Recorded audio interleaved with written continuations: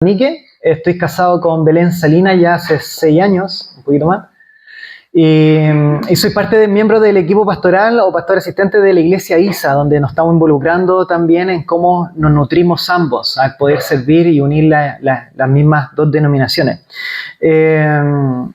Nosotros estamos en la serie de Lucas, como bien dijo Jorge, y el día de hoy vamos a ver un versículo que en sí es difícil de digerir. No sé quiénes de acá pudo estar en la enseñanza de la semana pasada, como para saber si tenemos un piso para desarrollar la enseñanza o hago un pequeño repaso como recordatorio. Dele nomás, me dice Jorge. ¿Ya? ¿Qué más? Ok, ya. Y justamente eso, que se ve casi positivo en las profecías que Jesús hace sobre las cosas que ha de venir, acá vemos como un claro contraste que no es tan animoso escuchar estos versículos. Dicen que la mejor manera para empatizar con alguien es ponerse en el lugar del otro. Es más, nosotros ocupamos una frase cuando decimos ya, pero ponte en sus zapatos o ponte en sus zapatos, que es la manera de cómo podemos empatizar con alguien. Y TVN sacó hace como 10 años atrás un programa que se llamaba 21 días. No sé si alguien lo habrá visto. Todavía está en YouTube, lo es recomendable. Lo que hace es que una periodista se compromete para entender mejor una cultura o alguien de la sociedad, se inserta en ese lugar durante 21 días. Y se inserta en distintos lados. Una persona en situación calle, con los ricos, en distintos contextos, para tener más información como una periodista sobre el palpar in situ, cómo es esa realidad. Y esto nos lleva a la siguiente pregunta entonces. ¿Qué experimentó Jesús para empatizar con el sufrimiento de sus seguidores? Entonces, ¿qué experimentó Jesús para poder empatizar con el sufrimiento de sus seguidores?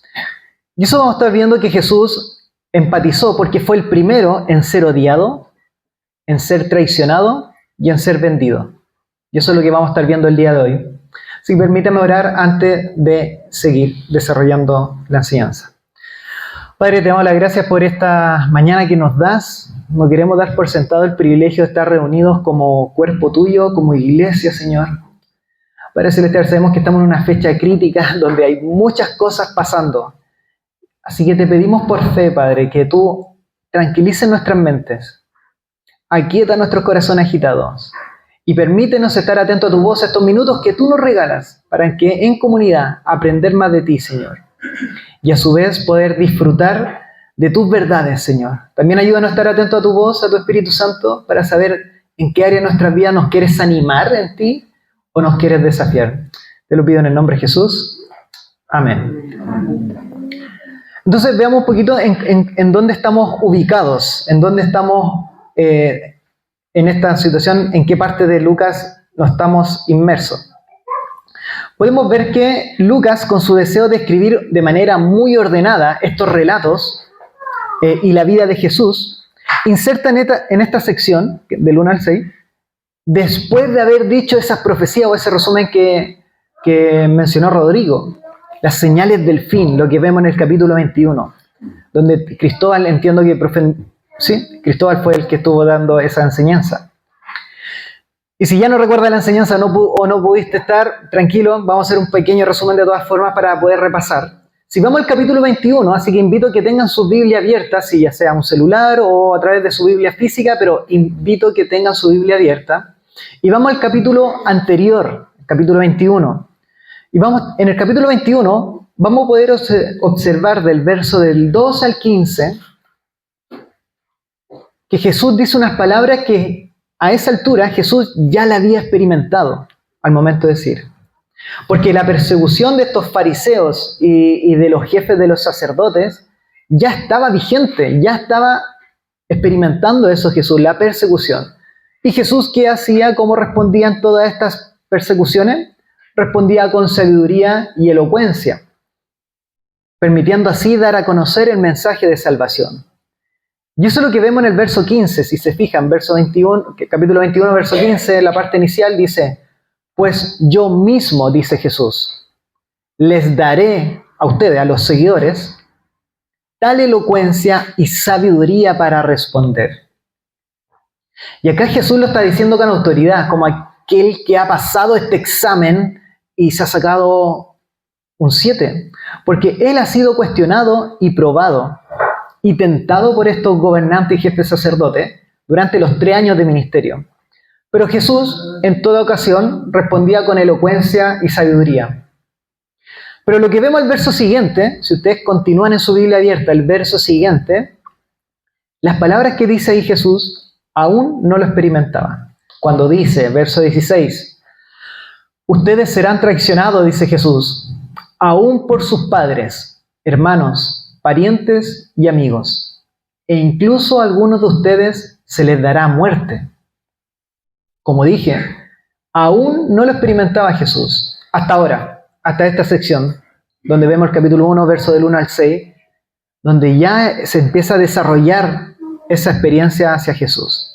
Entonces, en otras palabras, las profecías de Jesús que se está mencionando el capítulo anterior, el capítulo 21, el que precede, sobre lo que va a vivir los seguidores, él mismo la estaba encarnando.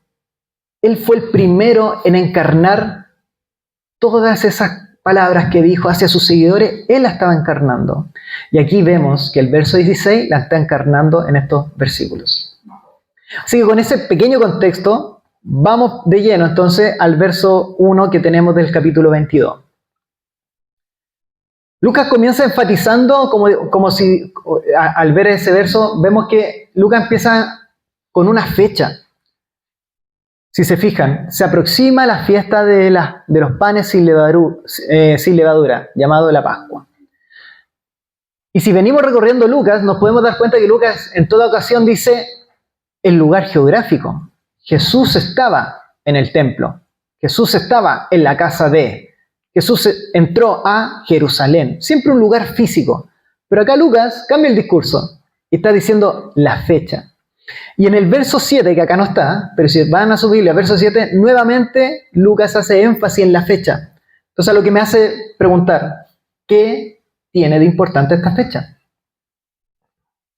Y tanto la fiesta de los panes sin levadura como la Pascua eran fiestas que venían una tras otra, eran como una tras otra, un paquete. Y ambas recuerdan la obra salvífica de Dios para su pueblo, recordando la liberación que ejerció por medio de símbolos, donde era necesario la muerte y sangre de un cordero que pintaban la parte superior de la entrada a la casa, y toda la familia que se refugiaba en esta sangre del cordero que fue sacrificado sin mancha, el ángel de la muerte pasaba nomás, no entraba a esa casa. Y así salvó al pueblo de Israel por la esclavitud que tenían en Egipto. Y de esa manera, más adelante vemos, en el Antiguo Testamento, los lleva a la tierra prometida.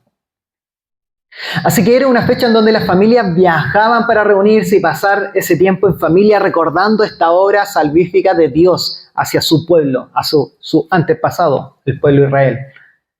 Entonces, con esta fecha importante, Lucas agrega también el verso siguiente, ¿cuál era la relación que estaban estos judíos, estos jefes de sacerdotes con Jesús? Como dice en el verso 2, dice, los jefes de los sacerdotes y los maestros de la ley buscaban algún modo de acabar con Jesús. Porque, con la versión Reina Valera, si tienes, dice, pero temían al pueblo. El nivel de rencor y de odio hacia Jesús le generaba el deseo de querer matarlo. Pero el miedo al pueblo, al que dirán, a la rebelión que pudiese generar al matar a alguien tan amado y tan famoso, al punto de que uno de los gobernantes de ese tiempo quería conocer a Jesús, porque había escuchado de él. O sea, era Jesús, queramos o no, si crees o no en él, Jesús era tan famoso que incluso estas personas tenían miedo de matarlo por la rebelión que pudiese surgir. Así que ellos no vieron la manera de encontrar para poder arrestarlo y apresarlo y matarlo durante sus 3 años de ministerio. Sabemos que el odio puede llegar muy lejos y acá vemos que incluso puede llegar a anular la mente al punto de creer que la única solución al problema es desear que el otro deje de existir. Dios no es un Dios que se aleja del sufrimiento ajeno. y deja que su creación subsista por sí sola, que sobreviva sola, sin mi vinculación. Sino que Dios quiso encarnarse en Jesús, en un hombre. Quiso encarnarse en Jesús, permitiéndole así comprender de mejor manera el sufrimiento cuando sus seguidores son odiados por otros. Pero a su vez, como era Dios, fue perfecto, porque lo soportó bien. Jesús, al ver el odio de otros hacia él, ¿qué hacía? No pagaba con la misma moneda. Como dice él en el capítulo anterior que vimos, él respondía con elocuencia y sabiduría. Cosa que naturalmente nosotros no solemos hacer. Solemos ser mechita corta. Si me buscas, me vas a encontrar. Solemos ser así. No quiero ver a mis hermanos taxistas, que me imagino que están más expuestos que uno. Pero esa es nuestra tendencia. Jesús mismo promete que dará a sus seguidores elocuencia y sabiduría. Jesús mismo promete que dará a sus seguidores elocuencia y sabiduría para responder ante situaciones difíciles. Jesús dice que lo dará. Como vimos en el verso 15 del capítulo 21, Él lo promete. Y lo promete porque es alguien que ya pasó por eso y lo pasó con honores. Lo pasó a la perfección. Entonces Él es capaz de capacitar a sus seguidores para que caminen dentro de la imperfección, pero para que caminen al igual que Él. Así que Jesús es la fuente, no es otra, no es el tiempo que va a solucionar el problema, el odio que me tienes o el conflicto, no es nuestras propias fuerzas, nuestras propias justicias que va a solucionar eso, sino que Jesús. Él dará a sus seguidores las palabras adecuadas para responder ante aquellos deseos de otros cuando quieren el mal hacia nosotros. Y si bien hemos visto entonces que Jesús empatiza con nosotros cuando recibimos odio o el mal de otros hacia sus seguidores, hacia nosotros, porque no solamente conoce nuestros corazones, sino que lo experimentó, lo sintió. Pero también pasa otra cosa más. Y aquí de seguro que nadie de acá se jactaría en hacerlo, que es traicionar a un ser querido. Y eso lo vamos a estar viendo entonces del verso del 3 en adelante. Que Jesús también fue traicionado. Podemos ver acá que Lucas incorpora a dos personajes en la escena. Luego de dar este contexto, verso 1, verso 2, ya empieza a incorporar dos personajes. Tenemos por un lado a Satanás y a otra a Judas. Si se fijan en el verso 3, cuando dice: entonces entró Satanás en Judas, uno de los 12, al que llamaban Iscariote.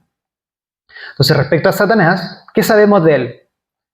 Primero, que no es un ente inerte, no es pasivo, sino que obra de manera activa. Y esto lo vemos a lo largo de toda la Biblia, o sea, desde el Génesis, cuando él va y cautiva, persuade, para que tanto la mujer y el hombre en consecuencia se rebelen ante Dios. Pero también Lucas no está hablando en su libro, porque Lucas, cuando habla sobre la tentación de Jesús, dice así, que así que el diablo, habiendo agotado todos los recursos de tentación, lo dejó. Dejó de tentar a Jesús. Activo. Y por último, en el capítulo 22 que tienen abierto en su Biblia, si vamos al verso 31, podemos ver que Satanás él ha querido zarandear o ha querido poner a prueba a los discípulos. Entonces, por eso digo que Satanás no es una ente pasiva, sino que está activamente deseando entorpecer los planes de Dios. ¿Qué sabemos sobre Judas? ¿Qué tenemos información sobre él?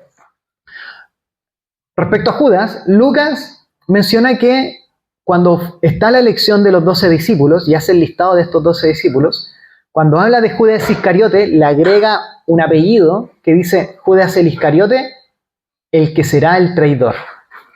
Entonces, el que está leyendo todo el Evangelio de Lucas desde el principio ya sabe que va a haber un discípulo que va a traicionar a Jesús. Y como Judas era un nombre tan común, porque incluso de los 12 discípulos hay 2 que se llaman Judas, por eso tiene el sobrenombre Iscariote, es para identificarlo simplemente.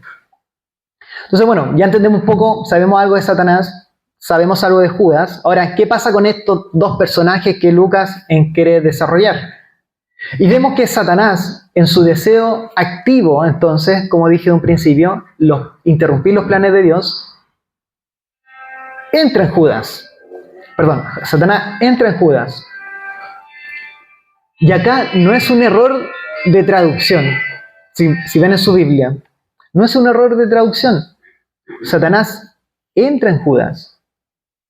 Incluso Lucas y el Evangelio de Juan ocupan la misma palabra para describir esta escena. Y es una palabra que se usa cuando una persona entra en una ciudad. Esa palabra es la que están usando para manifestar que Satanás entró a Judas. Así que entró. La Biblia está diciendo que sí entró. Y aquí pueden surgir varias cosas interesantes por solo decir esto. Entonces creo que permítame mencionar 3 cositas como al margen. La primera es quizás te preguntes, ¿puede un discípulo de Jesús ser poseído por Satanás? ¿Qué opinan ustedes? ¿Sí? ¿Quién da más? ¿Quién da menos? ¿Puede un discípulo de Jesús ser poseído por Satanás? La respuesta corta sería... Oh, está dividido, ¿eh? Jorge no se quiere ahí jugar. La respuesta corta es no. La respuesta corta es no. ¿Por qué no? Porque un discípulo que ama a Jesús y desea que su vida sea más Jesús que sus propios deseos, no podrá ser poseído. Entonces aquí me dirás entonces, ¿y ahí qué pasa con Judas? ¿Judas era uno de los discípulos? ¿Cómo me decís que no? Pero aquí veo que Judas, uno de los discípulos, Satanás sí entró en él.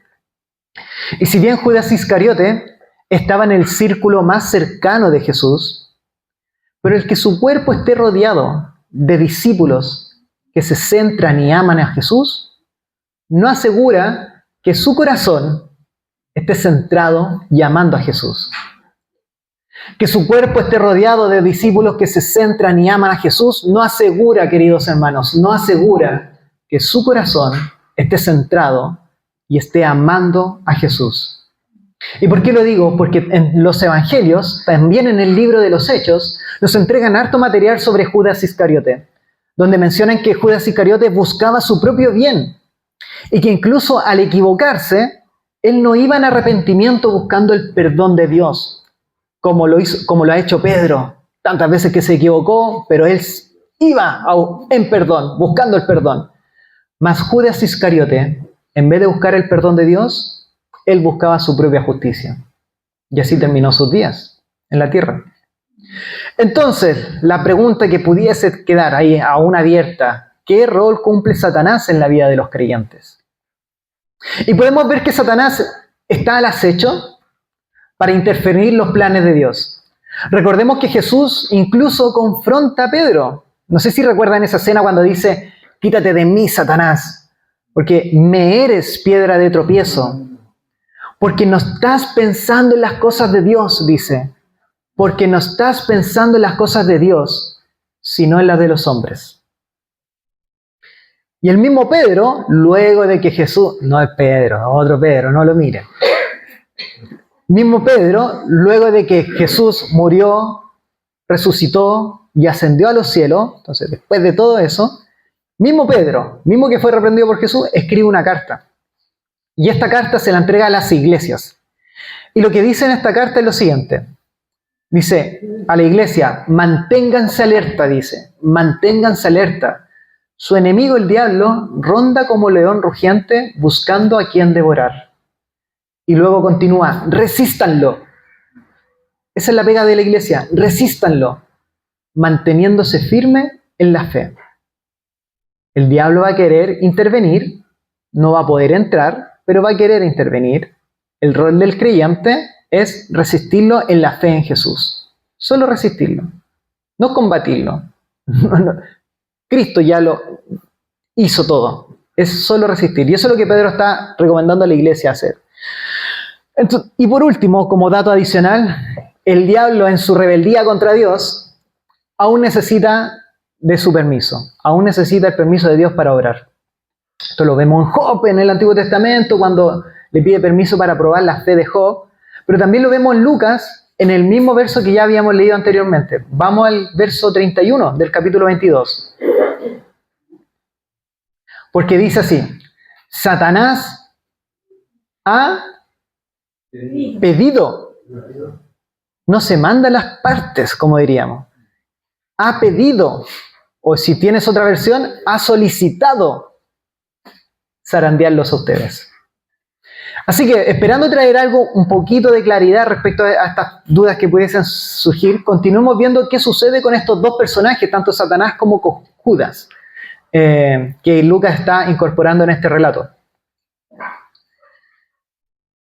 Y el asombro que vemos a lo largo de los evangelios es similar. Cada uno que está relatando esta historia, Lucas, también Mateo, Juan, cada uno que está relatando esta historia.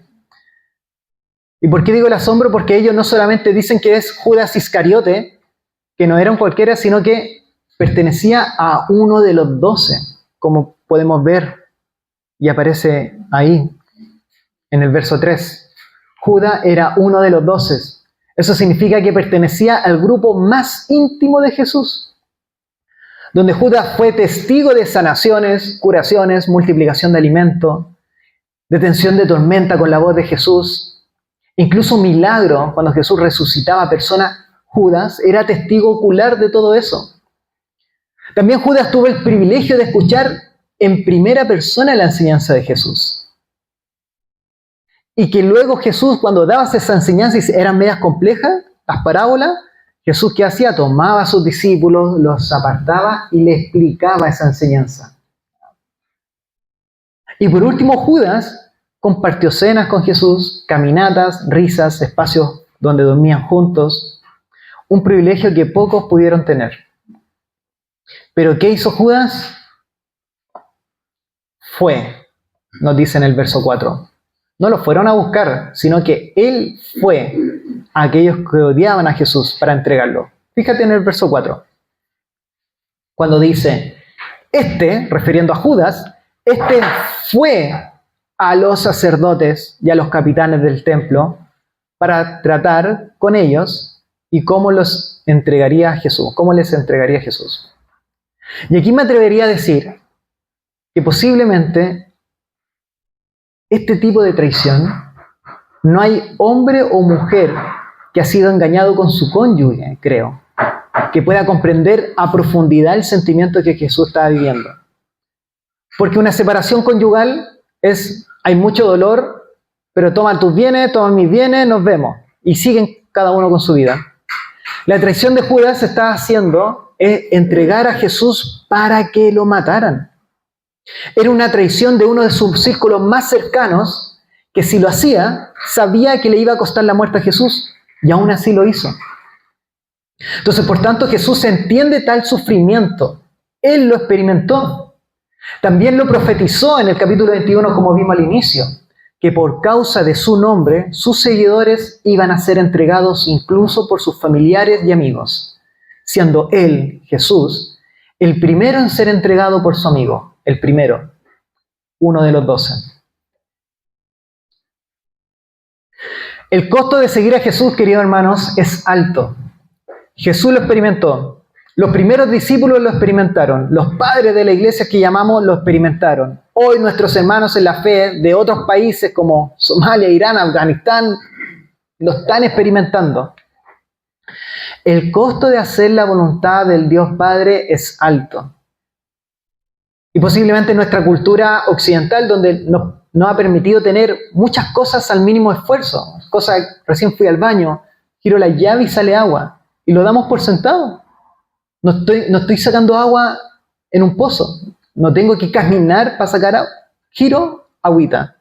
Internet, por 5 lucas tengo un plan de internet. ¿No tengo 5 lucas? Bueno, en cualquier lado hay wifi. Me cuelgo al internet. Tengo internet. Tienda, ¿qué decir? Costanera Center, el edificio más grande de Sudamérica. O sea, puras tiendas comerciales. Y damos gracias a Dios por eso, por esos beneficios que tenemos.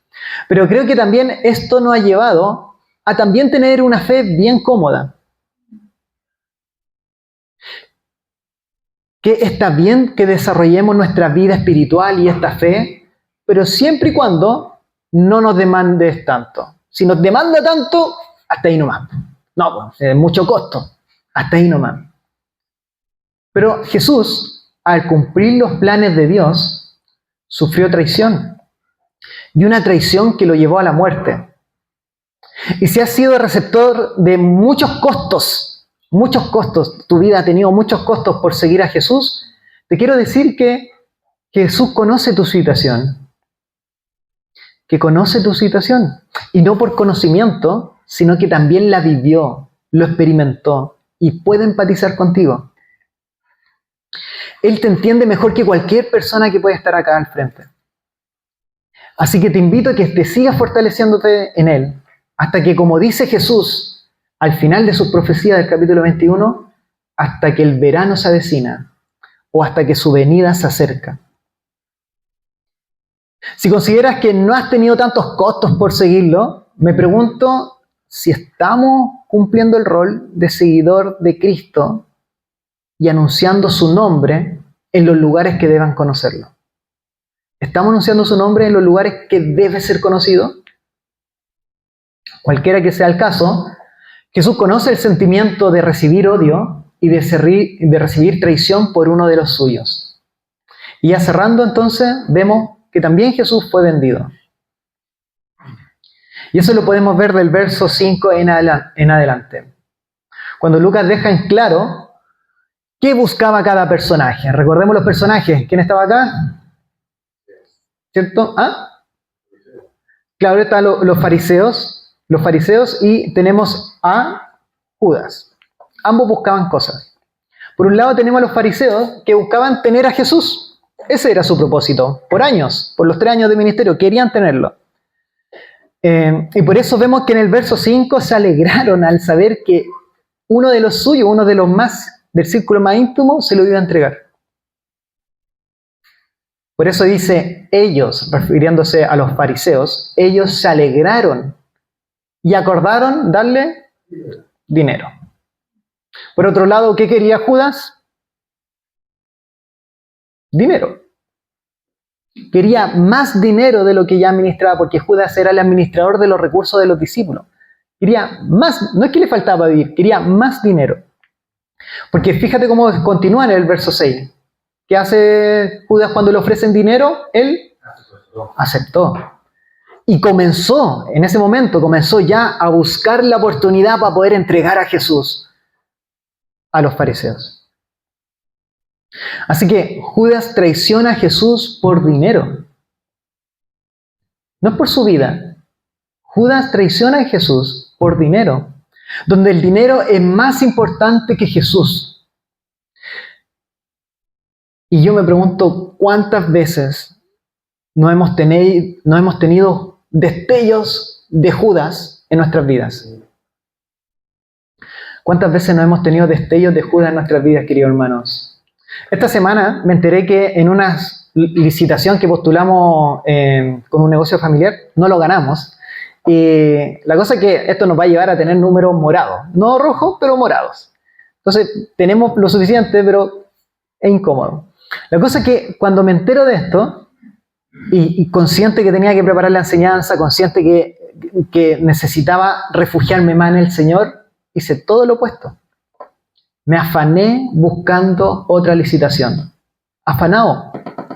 Buscando ahí. A ver si encuentro otra licitación. Por eso digo, ¿cuántas veces tenemos destellos de Judas que desechamos a Jesús por más dinero? No es para sobrevivir, por más dinero, como Judas. Pero todo esto estaba escrito, queridos hermanos. El salmista anunció que, y dice así, hasta mi amigo cercano, dice el salmista, en quien yo confiaba y que compartía el pan conmigo, se ha vuelto contra mí. Así que Jesús se sometió a lo que ya estaba predicho, siendo él el receptor de odio de los jefes de los sacerdotes y la traición por dinero de uno de sus amigos, uno de los 12. Entonces, ¿qué experimentó Jesús para empatizar el sufrimiento de sus seguidores al seguirlo? Primero, Primero y ante todo, es que debemos recordar que Dios, en su deseo de experimentar el sufrimiento de la humanidad, de nosotros, de cómo se padece, se encarnó en un hombre, en Jesús. Y fue el primero en padecer por aquello que luego sus seguidores padecieron y seguirán padeciendo. El odio, rechazo y traición de otros por causa de seguirlo. Por ello, el vivenciar todo en forma de Jesús le genera compasión también al ver a nosotros que no damos el ancho. Y aquí en la última cita, y esto lo recalca el libro de los Hebreos cuando dice: aferrémonos a la fe que confesamos, porque tenemos a Jesús, el Hijo de Dios, que se compadece de sus seguidores, ya que Él, Jesús, ha sido tentado en todo, pero sin pecado. Así que acerquémonos confiadamente a Él, dice. Acerquémonos confiadamente a Él para recibir misericordia y ayuda oportuna. Eso le está diciendo el escritor de Hebreos a la iglesia. Jesús es la mayor demostración de compasión hacia la humanidad. Él se metió en nuestros zapatos. Entonces, cuando veamos el pesebre y el día 24 o 25 ponen ahora el niño, no, entiendo que el 24 se pone el niño Jesús, ¿sí? Cuando lo pongan, recuerden que esa es la mayor manifestación que Dios pudo encarnar para empatizar con su creación. Cuando lo vayan poniendo, digo, esto lo hizo Dios para experimentar nuestros sufrimientos. Y Él lo pasó a la perfección. Y Él dijo que me iba a prometer, Él me dijo que me va a capacitar para yo también pasar las pruebas. Ahí nomás, pero Él dijo que me va a capacitar. Cuando vean al niño Jesús, recuerden eso, Dios forma de hombre para pasar por los mismos padecimientos que hemos pasado nosotros y sus seguidores. Así que, por tanto, era necesario que Jesús fuera odiado, traicionado y vendido, como dije. Así que permítame orar para que podamos dar gracias a Dios por su deseo de encarnarse en un hombre, en Jesús, y cómo Jesús padeció realmente, sufrió, fue odiado, traicionado, vendido por uno de los suyos, para recibir el sufrimiento que sus seguidores van a recibir a lo largo de los siglos, y que podamos ser fiel a dar a conocer su nombre, para poder estar firme ante estas adversidades que vendrán por ser seguidor suyo. Oremos. Padre, te damos las gracias por tu palabra primero. Te damos las gracias, Padre, porque tú deseaste, fue tu deseo de encarnarte en un hombre, en Jesucristo. Gracias, Padre Celestial, porque eso es tu mayor demostración de amor hacia la humanidad, porque nos da la salvación, sí, pero también porque has pasado primeramente todos los costos que significa seguirte. Ser odiado, ser traicionado por uno de los suyos, al punto de que esto cuesta la muerte. Solo por seguir los planes tuyos, Padre, tiene un costo elevado. Padre, ayúdanos, Señor, a ser fiel a lo que Jesús dice, a poder estar entregado a sus manos, Señor, y estar confiado que Jesús mismo nos promete que nos va a capacitar y nos va a dar elocuencia, nos va a dar sabiduría para poder responder ante todas las situaciones difíciles o aquellos que desean el mal hacia nuestras vidas. Danos esa sabiduría, sobre todo en esos momentos donde queremos pagar con la misma moneda, que queremos gritar más fuerte como nos gritan, que queremos hacer venganza, con nuestras manos. Padre, permítenos, Señor, permítenos estar atento a tu voz, estar atento a la enseñanza de Cristo, para ser sabio al responder ante esos comentarios que pueden surgir por causa de seguirte. Sabemos que hay costo el seguirte, Padre, así que fortalécenos, porque esos costos sabemos que estarán hoy y estarán mañana y estarán hasta que estemos en tu presencia. Así que, Padre, ayúdanos, Señor, a caminar este camino hermoso, Señor. Capacítanos, tú dijiste que nos ibas a capacitar, así que confiamos que así será, Padre. Gracias por esta palabra y gracias porque este hermoso regalo de darnos a Jesús lo vamos a estar recordando también en Navidad. En el nombre de Jesús. Amén.